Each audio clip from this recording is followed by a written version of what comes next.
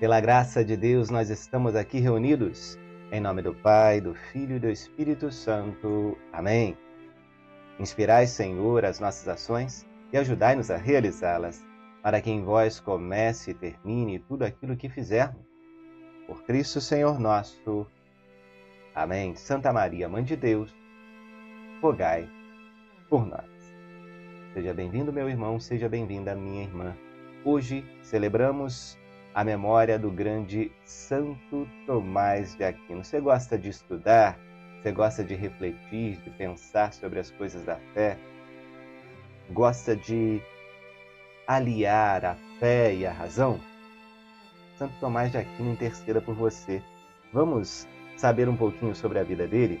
Eu quero colocar aqui na tela uma fonte que eu gosto muito, que é o próprio site do Vaticano, Vatican News, né? E ele traz aqui um trecho curioso de um outro santo falando sobre Santo Tomás de Aquino. Olha só, vocês o chamam de boi mudo? Sim, esse era um apelido que Santo Tomás de Aquino recebeu.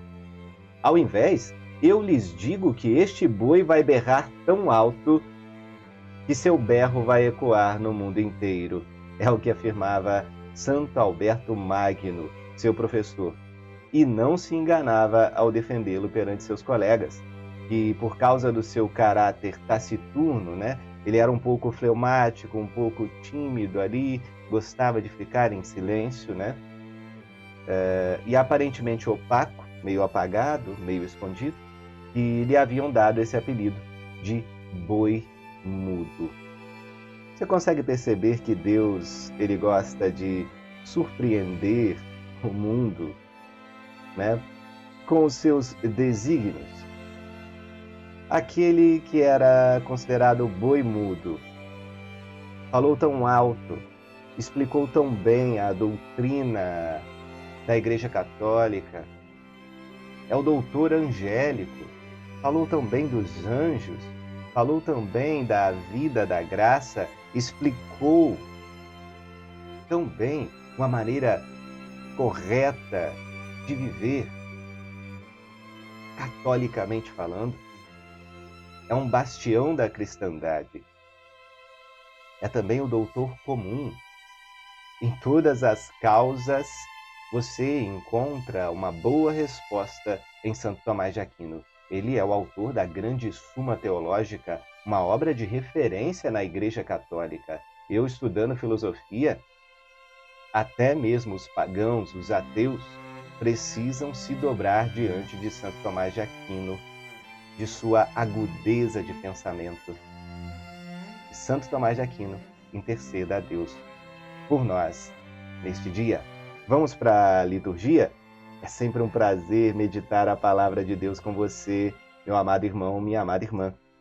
Como eu já disse, Santo Tomás de Aquino, presbítero e doutor da Igreja, é a memória que celebramos nessa terceira semana do tempo comum.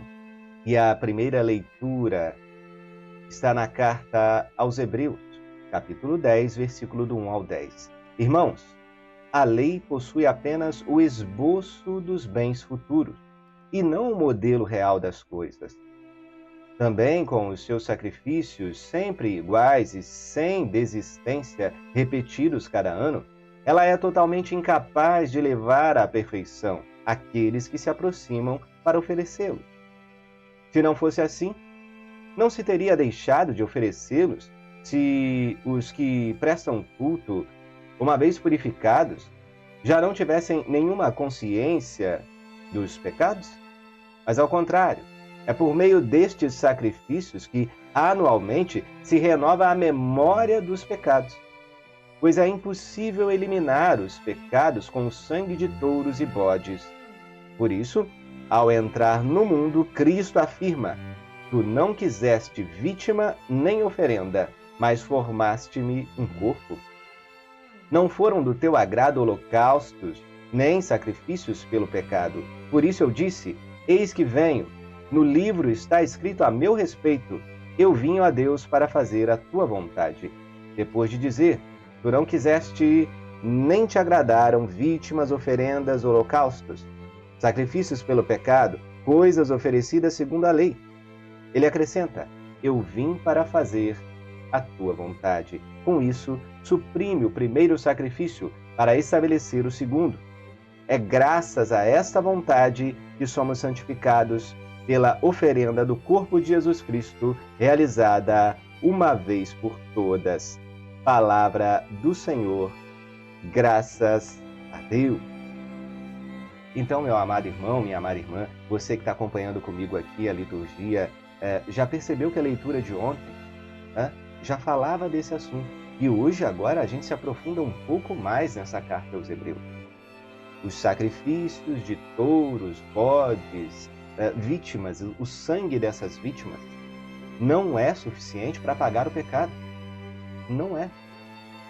E Jesus, nesse diálogo com o Pai, vai deixar bem clara essa economia da salvação, da redenção. Ele diz ao Pai, nesse diálogo de amor, nessa oração, nessa palavra que nos explica tão bem: ó Pai, tu não quiseste sacrifício, todas essas coisas são antigas, mas me fizeste um corpo. E é com esse corpo que eu venho fazer a sua vontade, eu venho me oferecer em sacrifício pela salvação de todos. Todos, todos, como diz o Papa Francisco. Jesus é obediente e vem mostrar para nós como que esses rituais antigos eram provisórios. E agora ele vem apresentar para nós o sacrifício pleno, perfeito, o único capaz de apagar a nossa culpa e nos trazer a salvação. De uma vez por todas. Cristo é a nossa salvação. É este o sacrifício completo. Eu volto aqui para a liturgia porque o Salmo vai trazer a continuação desse raciocínio. Hoje, o Salmo é o 39, em algumas traduções, 40. A resposta é: eis que venho fazer com prazer a vossa vontade, Senhor. Esperando, esperei no Senhor, e inclinando-se, ouviu meu clamor. Canto novo ele pôs em meus lábios, um poema em louvor ao Senhor. Sacrifício e oblação não quisestes, mas abristes, Senhor, meus ouvidos. Não pedistes ofertas nem vítimas, holocaustos por nossos pecados. E então eu vos disse: eis que venho. Boas novas de vossa justiça. Anunciei numa grande assembleia. Vós sabeis, não fecheis os meus lábios. Proclamei toda a vossa justiça, sem retê-la no meu coração. Vosso auxílio e lealdade narrei, não calei vossa graça e verdade na presença da grande assembleia. Veja que o Salmo nada mais é do que uma confirmação. Olha como que as leituras são sempre unidas. Você vai ver que o Evangelho tem tudo a ver com isso. Fazer a vontade de Deus. Eis que venho fazer a vossa vontade. Jesus diz isso, mas nós devemos também dizer isso com a nossa vida e cantar com o salmista na Assembleia dos Santos, louvando, bendizendo, agradecendo a Deus, porque até mesmo para fazer a vontade dele, é Ele que nos dá a graça, é Ele que nos mostra o caminho. E Jesus é o caminho. Ele foi primeiro mostrando essa dimensão da obediência ao Pai. Vamos nos aprofundar nisso no Evangelho, a leitura principal de hoje, que vai falar exatamente sobre isso. O Evangelho está em Marcos 3, 31 ao 35. Vamos lá. Naquele tempo, chegaram a mãe de Jesus e os seus irmãos. Eles ficaram ao lado de fora e mandaram chamá-lo. Havia uma multidão sentada ao redor dele. Então lhe disseram: tua mãe e teus irmãos estão lá fora à tua procura. Ele respondeu: quem é minha mãe e quem são meus irmãos? E olhando para os que estavam sentados ao seu redor, disse: aqui estão minha mãe e meus irmãos. Quem faz a vontade de Deus, esse é meu irmão, minha irmã, minha mãe. palavra da salvação. Glória a vós, Senhor. Quem faz a vontade do Pai faz parte da família de nosso Senhor Jesus Cristo. Inicialmente, ali parece que ele está sendo mal educado, deixando de lado Maria e seus amigos. Mas é exatamente o contrário. Jesus reconhece ali, principalmente em Maria, o exemplo de ser humano perfeito que faz a vontade do Pai. Ele se alegra com Maria, ele a trata sempre com carinho, mas ele dá o exemplo da importância da obediência a Deus em primeiro lugar, antes mesmo dos laços familiares aqui da terra. Claro, que quando você ama a Deus, em primeiro lugar, você vai amar as pessoas. E Jesus amava muito Maria, José, seus amigos.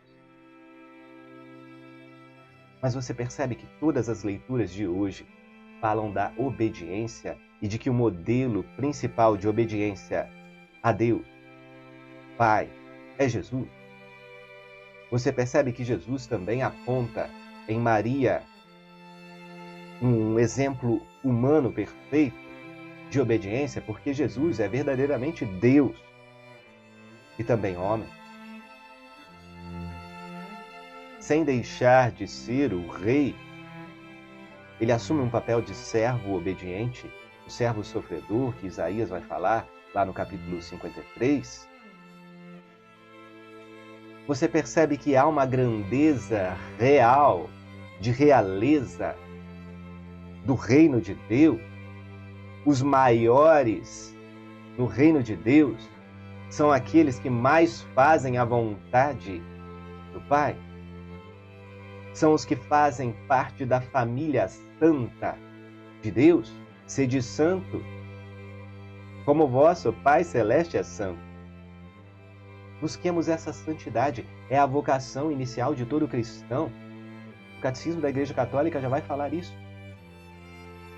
Para fazermos parte da família de Jesus, sejamos obedientes, como Maria, como seus amigos mais próximos, os santos, as santas. Nós temos muitos exemplos, como o Santo Tomás de Aquino.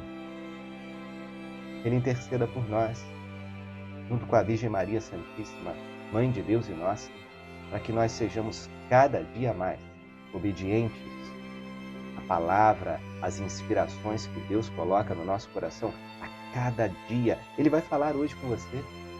Já está falando aqui, mas vai falar ainda mais. Reflita aí.